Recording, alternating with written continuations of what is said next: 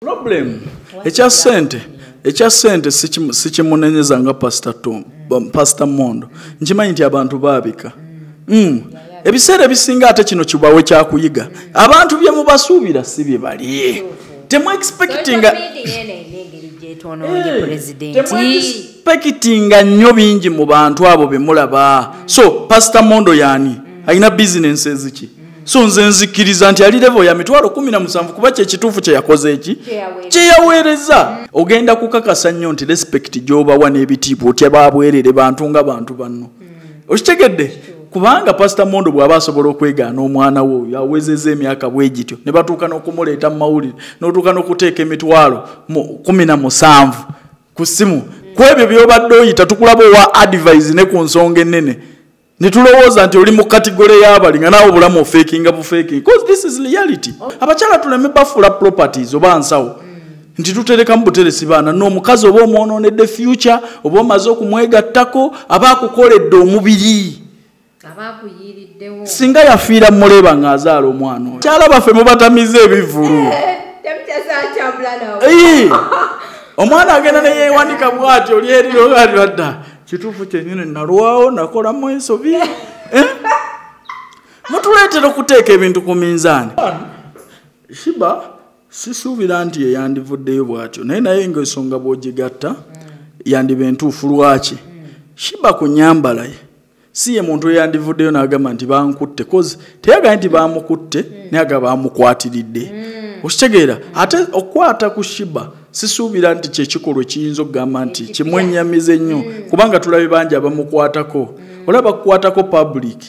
So kati president ebigenda maaso mu ggwanga wiiki ye yewedde era weekend ewedde yadde era tetwasisinkana naye ekyo sijja kulekeraawo kyogerako kubanga kyekituufu. Twalabako omwami ono Pastor Mondo bambi yafiirwako omukyala rest in peace. Abantu ne bacriticizing Pastor Mondo olw'okusindika emitwalo 17. Then omwana n'avaayo nga yeegayirira Pastor Mondo amuyamba amubeererewo mami we afudde akkiriza abeere daddi we nga mami we waabadde. Really story y'omwana oli omulenzi yali ekwasa ennaku ndowooza wagiraba. So kati nsonga ki gy'oyinza okumpa ku kigambo kya Pastor Mondo okubeera nti no ezo zi ssente ze yasobola tukikkirize tugambe nti yatyoboola famire kuba famire yavaayo neyogera negamba nti Pastor Mondo omukuziika yatuweereza emitwalo 17 ensonga ki gy'oyinza okutuwa? So problem ekya sente sikimunenyeza nga Pastor Mondo nkimanyi nti abantu baabika ebiseera ebisinga ate kino kibawe kyakuyiga abantu bye mubasuubira si bye bali temu expectinga nnyo bingi mu bantu abo be mulaba. So Pastor Mondo yani alina businesses ki? So nze nzikiriza nti ali level ya mitwalo 17 kuba kye kituufu kye yakoze eki kyeyaweereza. Kati gwoba ogamba nti toyinza kuziwa mukyala eyakuulabirira baano be yakuzaalira naye bw'onaaba level eyo naawe ya Pastor Mondo gy'alimu naawe ojja giwaayo bw'otyo. Some people bafeekinze obulamu ne babalowoozesa nti bo b'amaanyi banjawulo babuyinza baaki naye ebizibu bivaayo bwe biti bibafungula. Nze kyovula mbagamba mwegendereze nnyo social media nabaani baba inspiringa gw'olaba muntu okwo ng'ayogera n'omuyita pastor naye nga mu reality yes abantu bano mugenderere nnyo baliraanwa bwe bamukkiririzaamu gw'ogamba otya nti oyo omuntu mulungi naye nga abamuliraanye bagamba omuntu oyo kyatukoze. Okitegeera? So kano ke kaseera mwenna mubeeremu amagezi mutegeere nti oluusi abantu bano be batulaga si bituufu ne bye boogera si bituufu. Okitegedde? Bano bantu aba bulijjo era bantu nga ffe kubanga sandi esuubidde na pastor yenna kwegaana mwana we kutuuka that level. Kyagamba Mondo tawulirangako outcry kuva wa mukazi oyo nga tebinnajja mu mawulire kuba awulira ndaba oyo mwana mukulu ali myaka nga bamusanvu bamona. Yagamba tajjukira ddi we yeebaka na mukyala. Kitegeeza ndowooza oba oli alayika abakyala nabangi. Labayo. Ayinza okuba tajjukira ddi lwe yeebaka na mukyala naye already omukyala avuddeyo tomwegaana wamwebakako. Ate omwana afaananira ddala Pastor Mondo bayiga. Ekyokufaanana nyinza obutakyesibaako nnyo si Luganda naye kankubuulire kino gwe nga pastor olaba oyola ne b'otazadde naye ono bagambye omulinako akakwata lwaki oba tomubeererawo teriyo mukazi musiru kuga nti omwana wuwo nga si wuwo waliwo ensonga oba wamwebakako nawe bw'obijjukira mu kale ŋŋamba okozesa nnyo ebiragalalagala naye nawe bw'ojjukira nnyo omuntu oyo oba omumanyi okitegedde so sandisuubidde ene pasita kubeera mu ssago ezo bwe zityo ekyokubiri okyali nno ku olwo ogenda kumalirayo yabadde ku TikTok nga yeekwana n'oli omusajja ge pasita mwennyini akatambi tewakalabye akamu webeesesa oli wamuyita dia omusajja munne ensi tuyambye nnyo okuexposinga abantu bano abantu abo bemulaba mu bikalu abantu abo bemulaba mu biki ogenda kukakasa nnyo nti respect gy'obawa n'ebitiibwa otya babwerere bantu nga bantu banno okitegedde kubanga pastor Mondo bw'aba asobola okwegaana omwana wo yawezeza emyaka bwe gityo ne batuuka n'okumuleeta mu mawulire n'otuuka n'okuteeka emitwalo 17 ku ssimu ku ebyo by'obadde oyita tukulaba owa advice ne ku nsonga ennene ne tulowooza nti oli mu kategole y'abali nga naawe obulamu ofeekinga bufeekinga because this is reality. Obanze neebuuzizza ne ngamba oba pastor Mondo naye kati ali ku katambika kwagala kufuna butuuze mu Amerika. Kati twebuuza pastor Mondo lwaki tali wano. You a pastor lwaki wadduka mu Uganda anti mbu yadduka misinde ebintu bw'oba tewabikola odduka ki kuba problemu zaabwe zaali n'afaane nakalema wano bantu batutta abantu wa pulezidenti mbu babasolozezza wano bw'oba tewabikola lwaki toyimirirawo ne Katonda n'ayimirira naawe bakugambako nti Yesu baali bamukwata yadduka yesigalawo if you representing power representing Katonda asinga amaanyi show power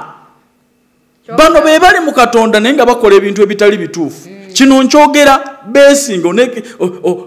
ku ebyo bye mujja mukola characteristics zammwe tuyinza kuŋŋamba yowe pastor olina omukyala agamba alajenye naawe okulabirira omwana wagaana okumwadmiting amaze okufa mbu baby son come home lwaki mwagala ndowooza twandyagadde nnyo abakyala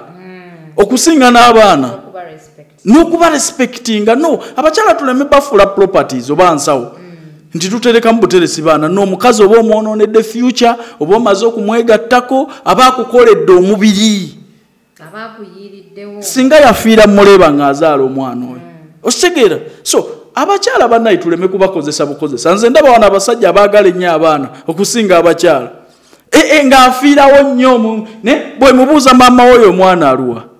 nga ne phone call tayinza kugimukubira so ekyo ndaba si kya mpisa nnungi era ndaba nga si kya makulu okwagala ennyo abaana bakazi be baatuzaalidde ekyo ndaba nga tekikola pastor Mondo mu kaseera ako yandiwaddeyo ekisinga eri omukazi oyo at least okumukuliza omwana okutuuka embeera oba yabadde emukutte eza data naye gundi ekyaliwo alina n'emikwano mulimu we tukkiririza nti twabika mikwano ne givaayo kuba wano bw'aba ovudde n'emitwalo 17 okusindika ku buko mukulu ekyo tekigenda kukuswaza gwe wekka bonna abo be tulaba kukyaza bali mu leve ezo ate ezo mwazeesonze bwe mwatudde mu WhatsApp group yammwe buli munaleetaleetayo omutwalo akakiiko ko ak'abantu 17 ne muweze emitwalo 17 oli ku leve eyo tolina bakukkiririzaamu ayinza gamba nti tukoleyo ekintu eky'amaanyi omukazi awo mulembiti endigazo okitegeera so kyovulaba nkugambye nti yo bayibuli ebagamujja balabiranga ku bikolwa byabwe nze siina bwe nnyinza bagamba nti ono atuukiridde ono tatuukiridde ne bw'aba omusumba abantu bali mu mawulire gye bamunoonyeza ayina ekyaki alina n'obukiiko bwonna obukutuusa ku musumba oli n'atuuka okumunoonya n'amubulwa n'agenda mu mawulire bw'abadde amukkiririzaamu osimbawo nooti njala ennuma saanywedde kyayi ng'olabye n'embeera eyo omwana wa bendi takera kuleetera kacyayi nabadde nziruka misinde kujja kukola okeeka alina okukeera akufumbira ekyayi banaye pulezidenti olw'obukyala obwange buba buli ludda nze nina okeera n'enfumba yakusapulizingako ak'olumu mukazi wange kituufu wasoze ne schedule ogenda mangu naye kacyayi ffenna we tusangibwa nga naye alina busy schedule nga ffenna tuli mu kupako kubuulira nni ng'ekino obadde okinkolera buli lunaku lwaki sikikolerako ak'olumu naye oleme genda nga tonywedde kyayi gwe bayita omukwano si setting nti baguwandiika nga history what is a map this is a campus kuyiyayiya ate nze nkubulya abasajja bayiyayiya ennyo wano nga kwana mama mumala okufumbirwa nogawoba bino byonna omusaaya kusumulula n'envi noga yafuuse first impression matters yekukuumira muki abula kusitula tolinnya ku ampu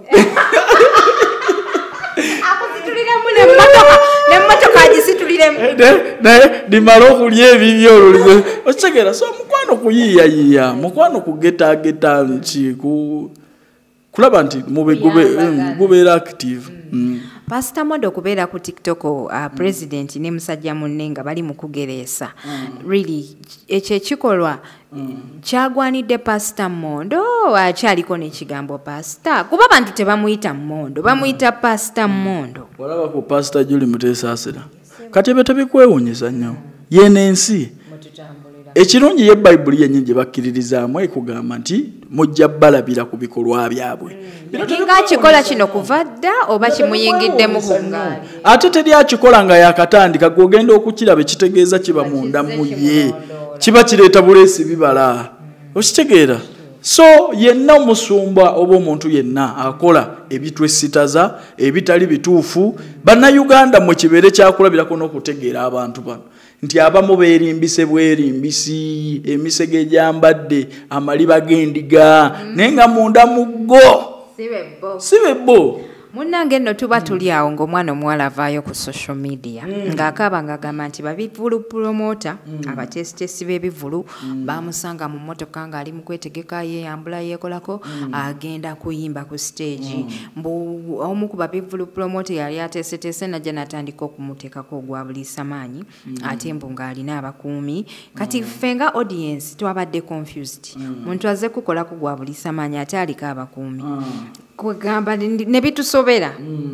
omukyala agamba nti mu respecting emibiri gyaffe ffe ng'abakyala abantu abaliwo bagamba nti engeri gye waabaddewo amawulire aga Spice Diana okubeera nti no yakikubye n'agenda n'abeera the 4th Ugandan okubeera ku Billboard mu New York nti kirabika omukyalo ono yavuddeyo ne fake news ng'ayagala azikiza amawulire gaani ga Mune agwe president njagala okuwulira ku ndowooza yo ku nsonga ezo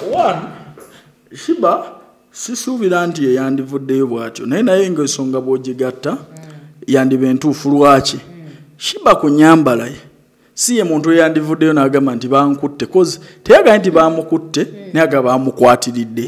okitegeera ate okukwata ku Shiba sisuubira nti kyekikolwa ekiyinza okugamba nti kimwennyamiza ennyo kubanga tulabe bangi abamukwatako olaba kukwatako public kale ng'oli ku stage naye bye byabadde mu nzikiza bye tutaalabye ojja otya ate okubitutegeeza ng'olusi tukulaba nti gwe abeeyitira ennyambala yoyo yokka tereka musajja mu nfere ebyo bisuubira nti ennyambala gye nnyambadde bano si baganda bange ate olusi ndi mu kivulu babadde tebanywa mazzi baliko omwenge kati Shiba bino byonna yabadde abyexpectinga naye kye neewuuza lwaki yaze public n'agamba nti bannaye kino kyekyantuuseeko either ng'ekikolwa teyakomye bukomi ku exercise nga kyamutuukiddeko ddala nitegedde okuleka tayagala kyogera nanga abamukutteko bukwasi Shiba bw'aba tayagala gamba nti kano kabadi kujja Spice Diana mawulire ye atubuulire ddala buno bumayina bulijjo bwe tulaba abasajja bamukola ne ku nnyambala ye Shiba yeyandivaayo n'agamba nti bannanga omusajja yankutteko mutu respecting gwe respecting boza okuyimbira obubina bwonna bubeera bweru okitegeera kyekituufu this is reality nga ye bwe yayagadde okubeera realistic mu kino ye ate tebamukonyeeko nga ye bwaga nti muti okunkwatirira siri property mukwano naffe abajja mu bivulu tetuli property yo okutulaga omubiri gwe tuli n'abakyala baffe muli bafanizi muba muze kwenjoyinga era gwe muba muze okwenjoyinga muba mu ye bimaaso tumaje tubibeera ne site tuzimanyi tuba tunonye music kutuyimbiramu olusi tuze ne bakyala baffe wali eri ogenda okulengera Shiba buzede ate fe abatulira ddala wali ku mwanjo babwobwozaamu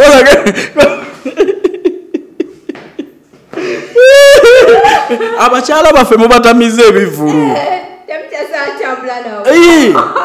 omwana agenda neyeewanika bw'ati oli erirogaliradda kituufu kyenyini nalwawo nakolamu ensobi mutuleetera okuteeka ebintu ku minzaani kati ate waliwo abasajja munne be baakoze obubi abatasobola kugumiikiriza mbeere okitegeera abatasobola kugumiikiriza mbeere olaba nga jjeeyo ebizike byonna zaafuwe ne bagaadi alina n'agamba mwe bawoololo nawe drive agenda erinze maliriza emikolo gwe tombuulira ebyo booganye oba toganye nze gyengalakola ki kibanga kyakulumye nnyo omwana yamaliriza emikolo actually nze nkivumirira sikikkiririzaamu okukaka omukyala akaboozi nga teyeeyagalidde naye nammwe abakyala mulekerawo okusedusinga abaami bannange mutuvuga supiidi n'oyita mu kkuba emitima gyonna n'ogenda nagyo temutulese kasente mu nsawo nze nkubuulira omuntu omukemera mu kkuba eyo n'asingaza ekifaananyi kyo ku mutwe n'agenda ku muntu gw'abadde teyeeyagalidde n'agawaayi kangende nkuba obufaananyi nga ngattagatta kiri sikulimba bw'omanya abaana kye batukola buuzaako ne basajja bannange ogenda mu kivulu intention za kujjako stress mwana akubye akantu n'ogamba nti bannange kali n'ogaaka ngende gye batemeseza ndanoonyeeyo ekizakitiri nga bwe ngattagatta akafaananyi kano ndaba shiba okitegedde ndaba shiba abaana bafunidde mu process eyo endwadde kuba olwedde shiba aba tasobola kumufuna naye olwedde ekifaananyi kimuli kuki olwedde ataddeko busungu wale n'agamba nti ate bammeka ninamu omutwalo gwange n'ayita ku mabiito oba wali ekabalagala n'agamba olabikidde eddala oli jantugende sirimu n'alyoka ayoolera awo ate nekyonoona abantu baffe ab'oku diaspora omanyi nakyo kibonoonamu wininwaji wano yagenda omanyi lwaki ekivulu kyafuloping wininwaji era amagezi twagafuna abantu ekibaleetawo wininwaji yakipinga sitayiro nti nja kubeeyambuliramu okola amabine biki ebyo mafiga kati aba agenze Dubai agenda ku boat cruise before nga tannakola kivulu ate titafulumya yawa bifaananyi okutulaga akabina kalimu ebitulituli okitegedde bulungi kati omwana ow'e Dubai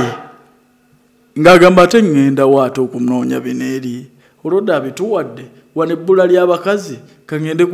walingule kageisha kange baga tetujja kulinnya byonna bye tubadde twetaaga tubifunidde wano nkubuulira kati pulobulemu eyo mutadde abavubuka ku supiidi n'abasajja ne mubateeka ku supiidi mubavuga supiidi mwe mulowooza bakole ki naawe saasiramu okuva ewuwo akagoye k'oyambadde bwe muba temwagala tuyite we twandikomye bannaye mulekeraawo kutusedusinga gwe n'oyambala akagoye toyagala kukugamba koyagala nkole kinza omwana wa Adamu yalabi nze omwana wa kintu gwe yambadde akagoye bwe nkatunuulira byonna ndaba nga nze mala nina kugattako bugasi kati bw'okitunuulira ku side eno eyakubeera nti Spice Diana yabadde awangudde yabadde the fourth Ugandan okubeerako ku billboards mu New York bagambye New York n'okubeera nti no Shiba yagidde mu kaseera ako olowooza wayinza okubaawo okukuubagana wakati w'abayimbi ababiri oli yayagadde okuzikiza eggulire ery'omwana omuwala era mu bizinensi bwe kirisema waliwo competition gwe tolowooza nti Shiba baluganda oba bakolera likodi rebemu walina okubaawo competition mu buli kimu okitegedde era kano kasobola okuba nga kazze nga kabadi kubikka kiri mu kiseera ekyo tetwawuliddeko bambi ku Namukwaya ate nga yabadde n'amawulire ag'essanyu bambi twali badde ffenna bwe twogerako olunaku naye nga attention tugiwadde muntu mulala one amawulire gano kati ng'ekyatuuse ku Spice Diana okuba nti bamutadde ku billboard muna Uganda kati wakuna eyakasooka okubeerako bw'aba tavuddeeyo mangu kukittira abantu bagenda kumupraising okusinga ki Shiba ba Lady and Weasel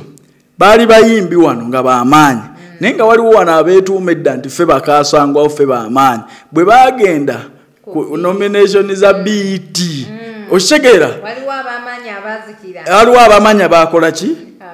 kati mu music industry eno business waliwo atajja kulinda kuzikira nti gwe olina amawulire wabula agenda kuzikiza gago bantu baleme kuteekako attention. So Spice Diana alina kumanya this is business and industry y'obwongo. Okitegedde bwe baleeta kino leeta kino okitegeera bulungi. Actually abayimbi balwana nnyo okuzikiza bannaabwe because this is a business. Temulowooza nti problem eri wano nze kye nazuula mu music industry eddogo eriri mu music industry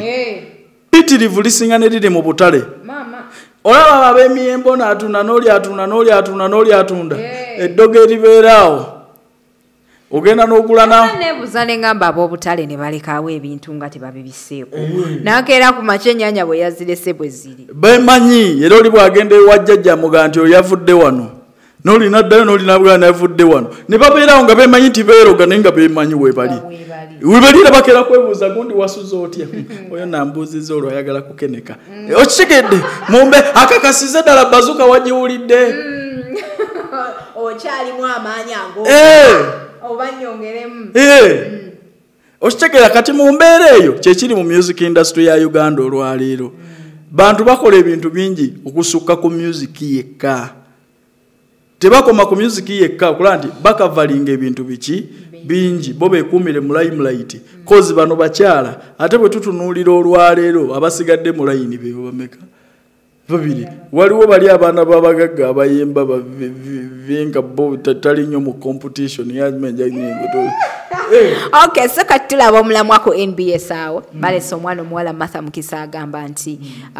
omulamwa gwabadde nti abayimbi okukuba abawagizi emigere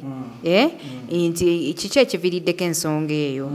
era ku lwaki abayimbi bakuba abawagizi baabwe twalabako omukyala Vinka mu Juba ng'asambye omugundi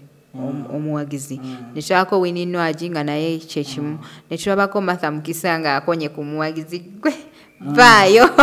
kati kankubuulire kino ekikukubya abawagizi ki abawagizi naffe mwagala tubakube nti bweba tunyumidde vaayo okitegedde omwagala obucupa kuba ate violence fe abamusinga ekitukoze ekyo mukinoonyerezeeko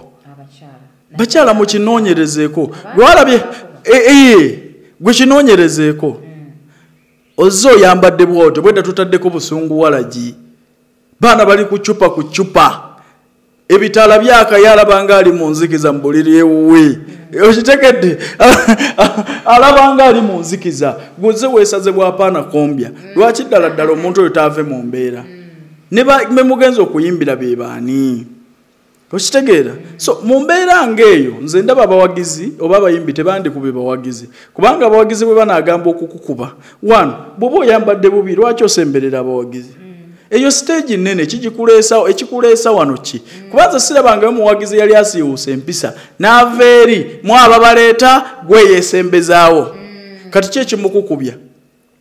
bw'oyimbira eri ewala bw'oba toyagala kukukwatako tekiggwa ne bw'oba osembedde wano nze navuddeko dda kuba ne kooti teramulabya abadde mu ndongo omanye otya nabadde nze omanye otya oba nabadde Kaluvini Kayanja oba Beerolaga yeyakoze ensobi ndiwaddeko okwejjerezebwa nti ekituufu kyennyini essaawa ezo zabadde mu bbaala okukoma kwange okutegeera kwakomye essaawa emu kati eiza muvunaane busungu walagi oba Beerolaga yeyakutte ku muntu oyo ze simanyi byabaddewo otegedde so embeera eyo nga bwe mumanyi nti temugenda mu kyaki nammwe mulekeraawo kuprovokinga abantu bwe muba mwagala lutalo osembedde wendi ompisizza bubi nkukutteko ate onkuba nja kukusikira ddala otugwemu olabe ekikutuukako buuza Mary Butter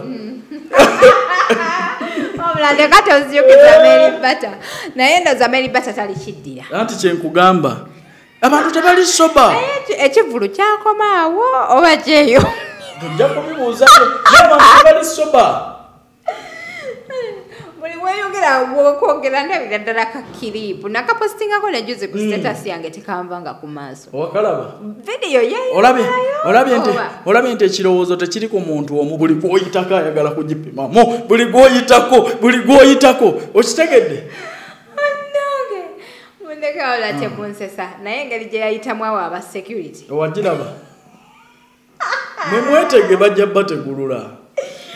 wakwala tugenda kubeera tubasibira olunaku olwaleero sagala tube nga tulwawo pulezidenti kagambo kikosa embyayo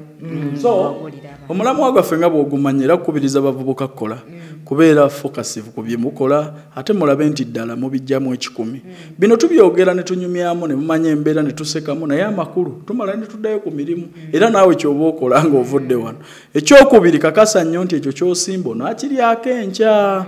kikulu kyakubeera na buvunaanyizibwa ate tweyisenga abantu abanaabeerawo enkya ebikolwa byokola kweyambula kweweebuula musajja yakukutte yakwanya ejjo naye gwamukubira ku vidiyo koolo mulaze obwerere bwonna vidiyo zisindise muganda wange eriyo ajja okukubira ne intention ez'okulikodi nga tomanyi kiri ku ssimu yooli ffe twabanga mu bed space ezo nga tusula ekata mulumu emu bantu nga 10 naye nga yakwanya ekiwala yaga nti kati akadama wayo naagenda kweyambula ateeka eri waggulu ffe tubeera wansi gwolowooza onyumya na muntu omu naye nga ffenna tuli kuli tukola ki mukole nnyo ogwokubisa abasajja bosabbuuni ebisiraani mujja kugenda nabyo muggulu nange kati basiibule beera Speed Express Tours and Travels Company yakakasibwa okuba ng'esaabaza abantu okuva mu buli kitundu ky'eggwanga ate ng'eneesangibwa Dubai awo okuliraana Banias Metro ekizimbe Deira Tower Room 202 gendayo obaguleko visa eri discounted bw'oba oli mu Abu Dhabi awo ojja basangawo ku Electra Street ekizimbe kiriraanye ADCB headquarters bw'oba oli Rwanda wetuli awo ku MP's Plaza bw'oba oli wano wetuli awo ku Uganda House okuliraana Dahab Shield B-Wing oba otusangawo bulambalamba mpoza ate ne baganda bafa ba Roast Coffee Academy n'abano nga be bakafulu mu kubangula abaana ba barista ab'amaanyi abazadde mutwale abaana basome emirimu gy'omu mutwe ng'obwa barista bagende Dubai bakole emirimu egy'ebbeeyi we bali nnyo wano najja nankumbi gye bali e Dubai gye bali mu Abu Dhabi neyanza nnyo bakwano mwebale nnyo okusubscribinga mwebale nnyo tugoberera see you again.